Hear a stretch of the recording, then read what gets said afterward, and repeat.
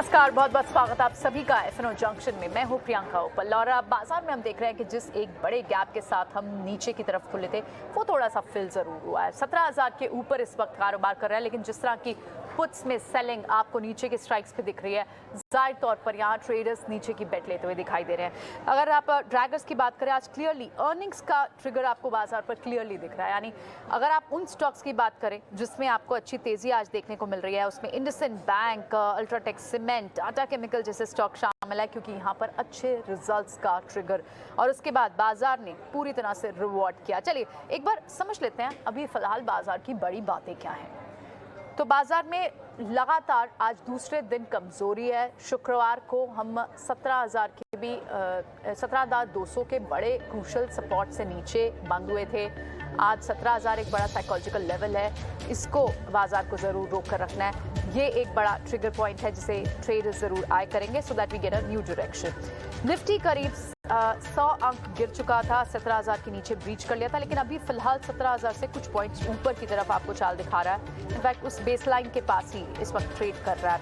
इस वक्त सारे ही सेक्टर्स आप देखें तो आपको लाल निशान में दिखाई देंगे। सिर्फ रियल एस्टेट सेक्टर को छोड़ दें आप तो सभी सेक्टर्स, चाहे वो आईटी हो, बैंकिंग हो, मेटल हो, सब में आपको एक दबाव देखने को मिलेगा। और रिजल्ट्स का ट्रिगर, रिजल्ट्स का प्ले क्लियरली स्टॉक्स पे दिखाई दे रहा है। Stocks like IndusInd Bank, stocks like Tata Chemicals, Canfin Homes, ये सारे एफएनओ के काउंटर्स हैं और आप यहाँ पर देखेंगे कितनी यहाँ पर 10% से ज़्यादा तक की मूव आपको टाटा केमिकल्स ने दिखा दी। कैनफिन होम्स लगभग 7% तक की आपको तेजी दिखाई। तो टॉप 3 एफएनओ काउंटर्स अगर आप बोलेंगे तो वो तीनों के तीनों रिजल्ट बैक्ड काउंटर्स हैं, गुड नंबर्स बैक्ड काउंटर्स हैं। और पांचवी बड़ी बात है इंडिया विक्स को लेकर 7% का उछाल देखने को मिला। फिर से 20 के पार जब चला जाता है तो थोड़ा सा मार्केट एक वेट एंड वॉच मोड में भी होता है। 19-20 के नीचे तो बुलिशनेस होती है बाजार में, लेकिन इस वक्त वो बुलिश सेंटिमेंट थोड़ा सा शेकन अप हुआ है। ग्लोबली सेंटिमेंट है। फेड की इस हफ्ते 2 दिनों की बैठक है जिससे बाजार एक बार डायरेक्शन देख लेना चाहता है कि बैलेंस शीट नॉर्मलाइज को लेकर क्या कुछ फेड कहता है।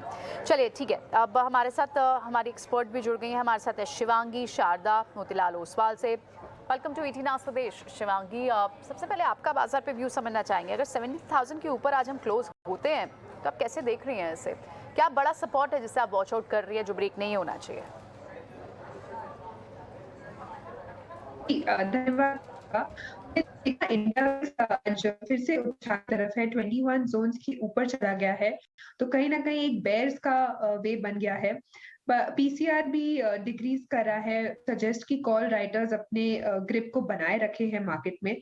But good part is that 16,888 एक क्रूशियल सपोर्ट की तरह एक्ट कर रहा है मार्केट के लिए, और कहीं दायरे में रेंज बाउंड रहने वाला है निफ्टी, और अपसाइड जो है वो कैप्ड रहेगा। रेजिस्टेंस जो हम देख रहे हैं वो ग्रेजुअली थोड़ा लोअर बेस की तरफ शिफ्ट हो रहा है।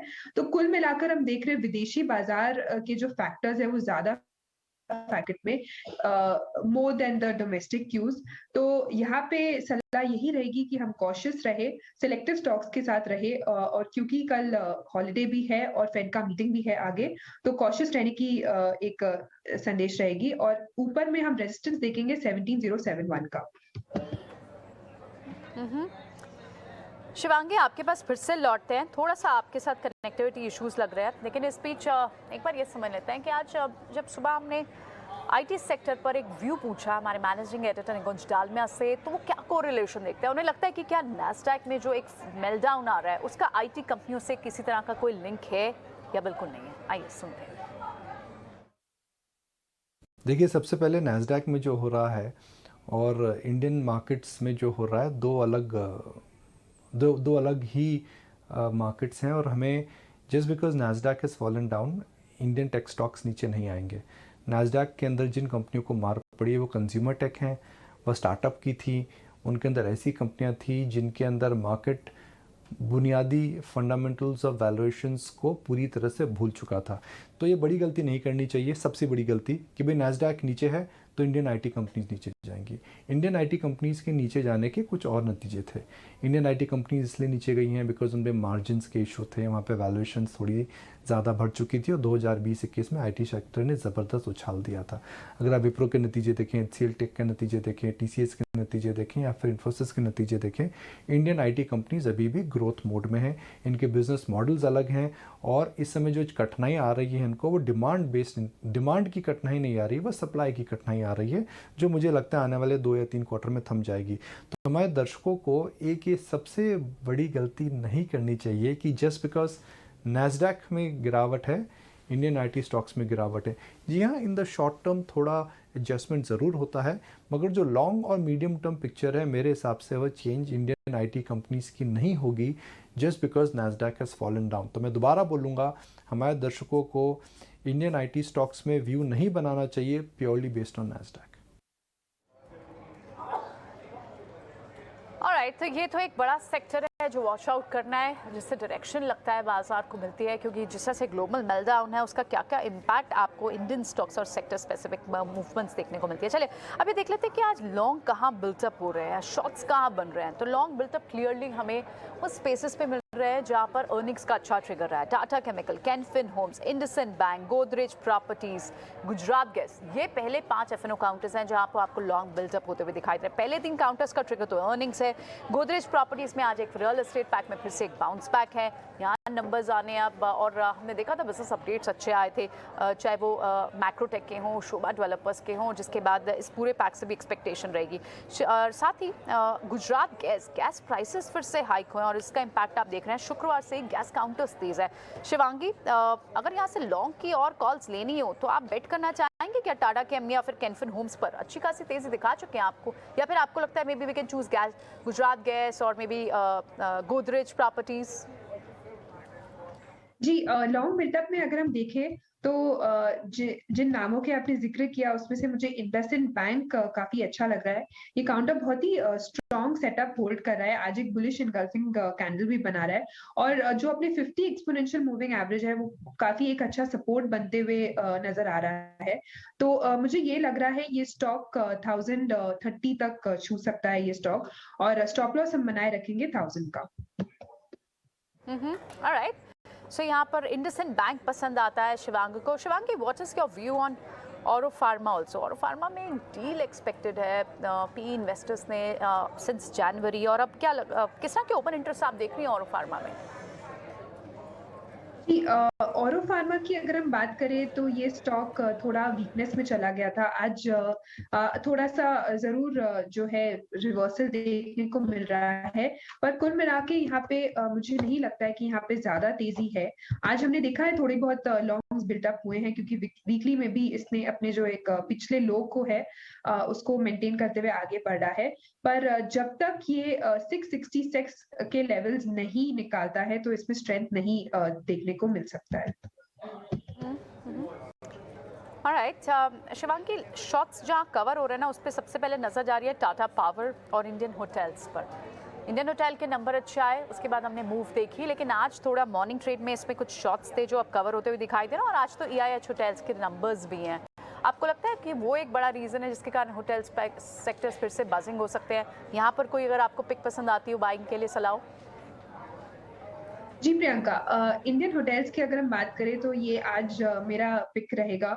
यहाँ पे हमने देखा कि 94% रोल ओवर देखने को मिल रहा है लॉन्ग बिल्टअप के साथ, जो अप्रैल सीरीज में हमने देखा, और आज मार्केट दायरे में मूव कर रहा है। उसके बावजूद ये स्टॉक बहुत स्ट्रेंथ से खड़ा है और जो है पिछले 4 सेशन से हायर लोज बनाते जा रहा है। तो ये स्टॉक मुझे लगता है 275 के टारगेट्स छू सकता है। स्टॉप लॉस हम बनाए रखेंगे 257 का।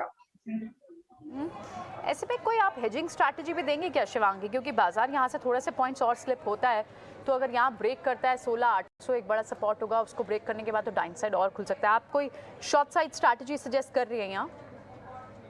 जी, बाजार की अगर हम बात करें तो ये काफी एक क्रूशियल लेवल्स पे आके अटका हुआ है, क्योंकि ना ही ये 16,888 को तोड़ पा रहा है और ना ही 17,071 के ऊपर जा पा रहा है। तो हम एक बार के लिए कॉशियस रहेंगे, वेट एंड वॉच करेंगे। फेड मीटिंग हो जाता है, उसके बाद एक लेवल डिसाइसिव मूव हो, उसके बाद हम कोई पोजीशंस लेंगे। फाइनेंस काउंटर्स मॉर्निंग में अच्छा परफॉर्म कर रहे थे शिवांगी, एलआईसी हाउसिंग फाइनेंस हो या फिर चोला फाइनेंस हो, लेकिन अब वहाँ पर हम देख रहे हैं कि थोड़ा दबाव है। आप कैसे देख रही हैं फाइनेंस काउंटर्स को? जी, फाइनेंस काउंटर्स की अगर हम बात करें तो इसने काफ़ी पॉजिटिव ओपनिंग भी दिया था कुल मिला के स्टॉक्स ने, पर ये होल्ड नहीं कर पाया है। बैंकिंग स्टॉक्स की अगर हम बात करें तो भी कंसोलिडेशन में मूव कर रहा है और पूरे जो सेक्टर है वो अपने इम्पोर्टेंट मूविंग एवरेजेस के आसपास मूव कर रहा है। तो कहीं न कहीं एक सपोर्ट ले रहा है, but follow up activities missing है इसमें। तो हम यहाँ पे भी वेट एंड वॉच की स्ट्रैटेजी बना के आगे बढ़ सकते हैं। ऑलराइट, ठीक है। सो ये तो कुछ काउंटर्स हैं, कुछ स्पेसेस हैं। शिवांगी की भी राय पूछेंगे कि वो कहाँ बाइंग अपॉर्चुनिटी या शॉर्टिंग की अपॉर्चुनिटीज ढूंढ रही है, लेकिन इस बीच एक और स्टॉक पे आपको अपडेट देते हैं, वो है डिक्सन टेक। डिक्सन टेक में आज 6% तक की गिरावट है। वजह है उनका one of the client Xiaomi India के कुछ आउटवर्ड रेमिटेंस को लेकर कंसर्न्स पर। शरद ने पूरा ये रिपोर्ट ब्रीफली तैयार किया है, आइए पहले शरद से समझ लेते हैं। डिक्सन टेक फोकस में रहने वाले और हमारे सूत्र कह रहे हैं कि कोई इम्पैक्ट जो है नहीं देखने मिल रहा है इन रिलेशन टू जो पेमेंट्स आ रही है शाओमी की जो इंडिया की जो बिज़नेस यूनिट है वहाँ से। ओवरऑल देखा जाए तो बिज़नेस में जो है सोर्सेस कह रहे हैं कि कंटिन्यू करने वाले एज़ यूजुअल और बढ़ेंगे शाओमी के साथ, और कंपनी जो है कंटिन्यू करेगी कि वो लार्जेस्ट सप्लायर एलईडी टीवीज़ के लिए शाओमी के लिए रहे। तो खबर है कि ईडी ने जो है सेजर कर दिया था शाओमी टेक्नोलॉजी की जो एसेट्स है, बैंकिंग एसेट्स लगभग 5,500 करोड़ से ज़्यादा का आंकड़ा है, और ये सेजर हुआ था आपका फेमा एक्ट के तहत हुआ था। और ये इसका इन्वॉल्वमेंट देखा जाए तो सेजर का कनेक्शन आपके इलीगल आउटवर्ड रेमिटेंसेज जो देश के बाहर जा रहे हैं उसके ऊपर था। अब डिक्सन टेक का फोकस इसलिए लिया गया क्योंकि Dixon tech one of the largest जो आपके एलईडी टीवी जो है शाओमी को सप्लाई करता है, और ये जो है ये पार्टनरशिप ऑलरेडी नवंबर 2018 से देखा गया है, और आगे जाते हुए भी बातचीत चल रही कि बहुत सारे चाइनीज़ मैन्युफैक्चरर के साथ कि वो कॉन्ट्रैक्ट मैन्युफैक्चरिंग में आए, जैसे कि शाओमी है, वीवो है, ओप्पो है। और आखिर में हमने शेयर होल्डिंग चेंजेस में भी देखी तो देखा कि एफपीआईज़ ने जो है लगभग 2% से ज़्यादा जो है स्टेक जो है क्वार्टर ऑन क्वार्टर इस पर गिरा दिया है। हालांकि अगर डोमेस्टिक फंड्स हाउसेस की बात करें तो यहाँ पे एक मार्जिनल इंक्रीज जो है आपको लगभग 30 बेसिस पॉइंट्स का देखने मिला, जो ऑलमोस्ट 7.21% स्टेक पे तब्दील होता है। ऑलराइट, ठीक है, शुक्रिया शरद, इस पूरी जानकारी के लिए बहुत बहुत शुक्रिया आपका। डिक्सन टेक फिलहाल दबाव में 6% की तेजी, लेकिन वो क्लियर कर चुके हैं कि शॉमी इंडिया के साथ अपनी विस्तार योजना को भी बनाएंगे, अपने रिलेशंस बेटर करेंगे, और ये पूरा मामला उनके आउटवर्ड रेमिटेंस को लेकर है, तो यानी पेमेंट्स को लेकर शॉमी को डिक्सन को एटलीस्ट कोई दिक्कतें नहीं होगी। देखते हैं स्टॉक कैसे रिएक्ट करता है, क्या रिकवर हो पाता है, यानी फिलहाल एक प्रेशर अच्छा खासा झेलते हुए आज के दिन। शिवांगी, कुछ और स्टॉक्स आपसे जिस पर राय जाना चाहेंगे। बैंकिंग स्पेस पर आप अपना व्यू बताएं, बैंकिंग और फाइनेंस पर कैसा व्यू होना चाहिए, क्योंकि मॉर्निंग में जैसे अभी आपने भी शेयर किया कि मॉर्निंग में खुले तो ये एक ठीक ठाक नोट पे थे, रिकवरी भी देख रहे थे, लेकिन प्रेशर जरूर बैंकिंग और फाइनेंस स्टॉक्स देख रहे हैं। अब तो कई सारे स्टॉक्स अनवाइंड होते हुए भी दिखाई दे रहे हैं आपको फाइनेंस काउंटर्स, जैसे इंडियाबुल हाउसिंग फाइनेंस हो या मुथूट फाइनेंस हो, तो कोई भी फाइनेंसिंग कैटेगरी हो इस वक्त या तो प्रेशर उन पर अनवाइंड का है या फिर यहाँ से शॉर्ट्स बनते हुए देख रहे हैं। क्या व्यू रहेगी आपकी बैंक निफ्टी पर? जी, बहुत सही कहा आपने प्रियंका कि काफी जो स्टॉक्स जिनमें अच्छा सेटअप था वो भी अब प्रेशर में देखने को मिल रहे हैं, और इनका जो स्ट्रक्चर है वो थोड़ा सा शॉर्ट के साइड चेंज हो गया है। जैसे हमने कुछ स्टॉक्स देखे, एसबीआई वगैरह भी काफी वीक हो गए हैं। तो यहाँ बैंक निफ्टी में फॉलो अप एक्टिविटी मिसिंग है, तो ये अपने 50 एक्सपोनेंशियल मूविंग एवरेज के आसपास ट्रेड कर रहा है, और मेरा ये मानना है यहाँ पे 35,500 एक क्रूशियल सपोर्ट है, और ऊपर की तरफ 36,000 को ये सरपास नहीं कर पा रहा है, तो एक 36,250 का हर्डल मान के हम आगे बढ़ सकते हैं बैंक निफ्टी में। ऑलराइट, ठीक है, एक बार मार्केट पर और भी कुछ काउंटर्स को देख लेते हैं। ओवरऑल तो हम देख रहे हैं जो सेंटिमेंट इस वक्त मार्केट्स में दिख रहे हैं, तो एक डायरेक्शन तो, लेकिन रिलायंस आप देखें शिवांगी, अब रिलायंस पॉजिटिव में है, भले फ्लैट टू पॉजिटिव कामकाज करता हो, लेकिन यहाँ से अगर इसकी चाल बदलती है तो जाहिर तौर पर निफ्टी को सहारा मिलेगा। रिलायंस पर क्या व्यू रहेगा?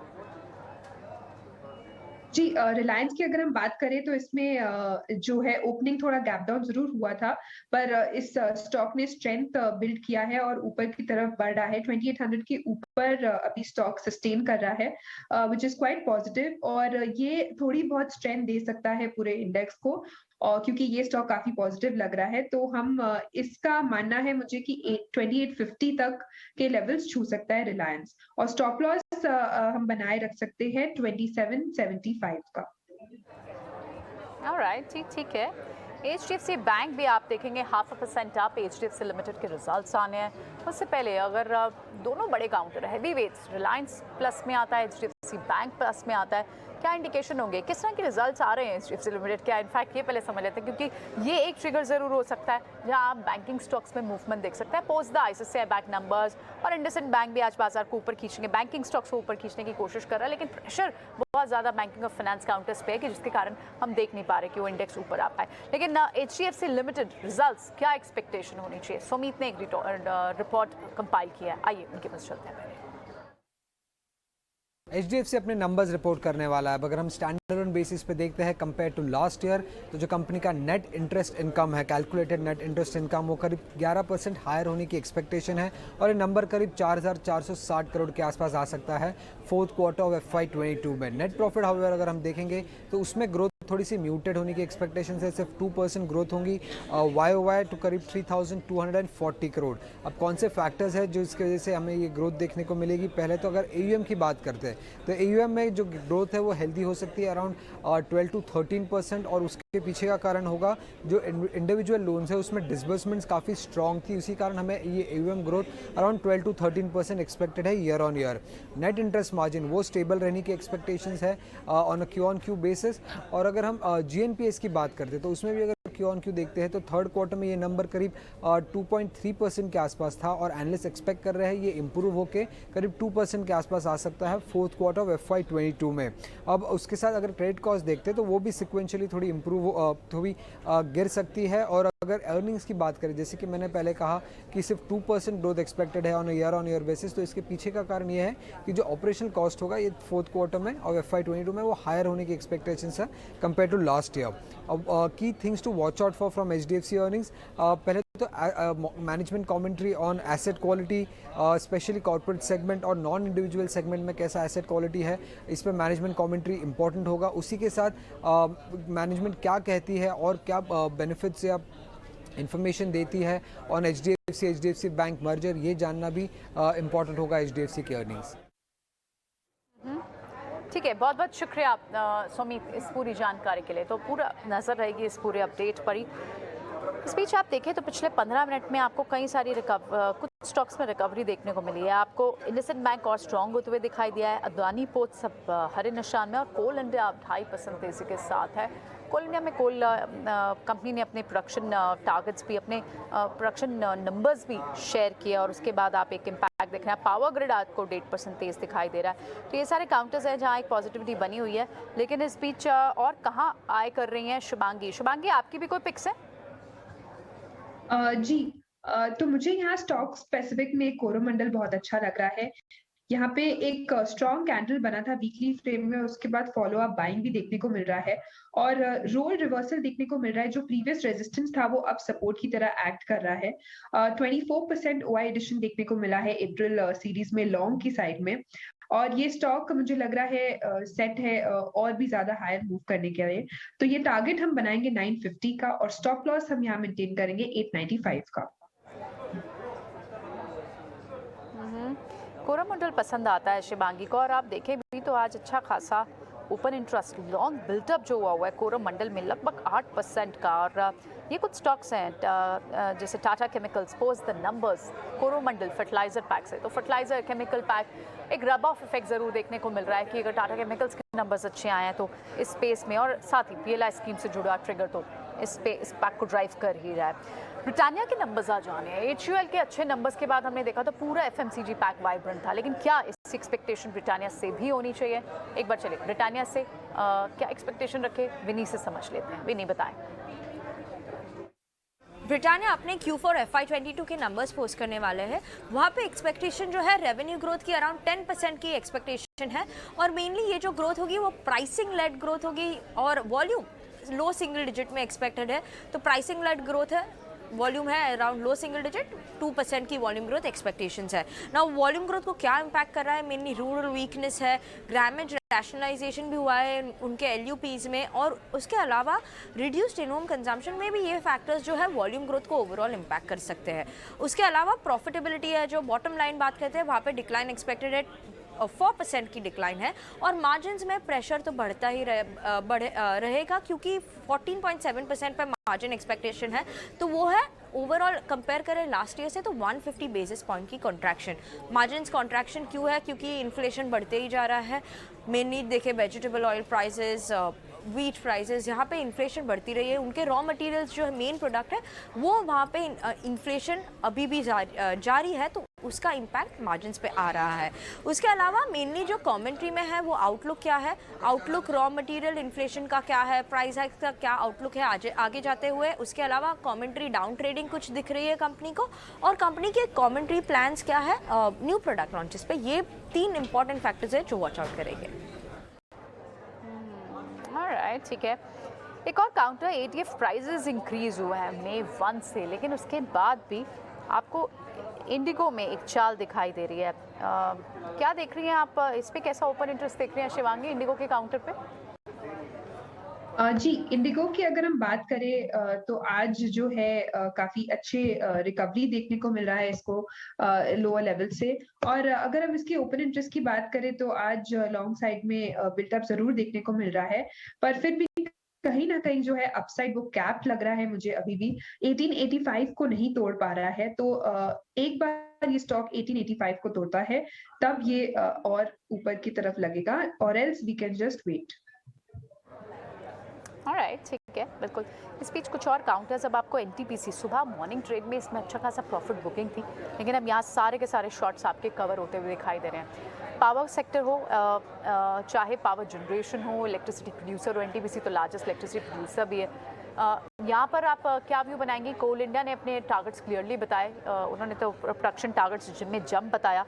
NTPC पर क्या व्यू बनेगा आपका?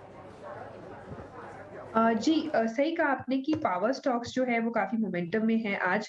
NTPC की अगर हम बात करें तो अपने जरूर ये वीकली से टर्न जरूर हो रहा है और अच्छे यहाँ पे वॉल्यूम्स देखने को मिल रहे हैं। तो मुझे लग रहा है ये स्टॉक 160 तक छू सकता है, लेकिन स्टॉप लॉस हम बनाए रखेंगे 155 का। क्विक क्वेश्चन शिवांगी, ITC पर क्या व्यू रहेगा? बाजार थोड़ा सा डिफेंसिव मोड में भी है, आप देखेंगे तो फार्मा स्पेस, ITC ये काउंटर्स भी आज चल रहे हैं। ITC पर क्या व्यू रहेगा? 260 के ऊपर है। जी, ITC की अगर हम बात करें तो जरूर यहाँ पे लोअर लेवल से खरीदारी देखने को मिल रहा है। मुझे लग रहा है यहाँ पे थोड़ा रेजिस्टेंस है 263 पे, तो वंस इट क्रॉसेस 263 तो हम देख सकते हैं 269, 260, 270 के लेवल्स देख सकते हैं और स्टॉप लॉस हम यहाँ पे बनाए रख सकते हैं 257 का। ऑलराइट, ठीक है। आपका कोई डिस्क्लोजर शिवांगी? जी, हमारा कोई होल्डिंग नहीं है। चलिए, बहुत बहुत शुक्रिया शुभांगी आज समय देने के लिए, अपनी ट्रेडिंग पिक्स हमसे शेयर करने के लिए, हमारे सवालों का जवाब देने के लिए बहुत बहुत शुक्रिया आपका। चलिए, इसी के साथ FNO जंक्शन को यहीं समेटेंगे, लेकिन मार्केट्स पर नज़र लगातार बनी हुई है।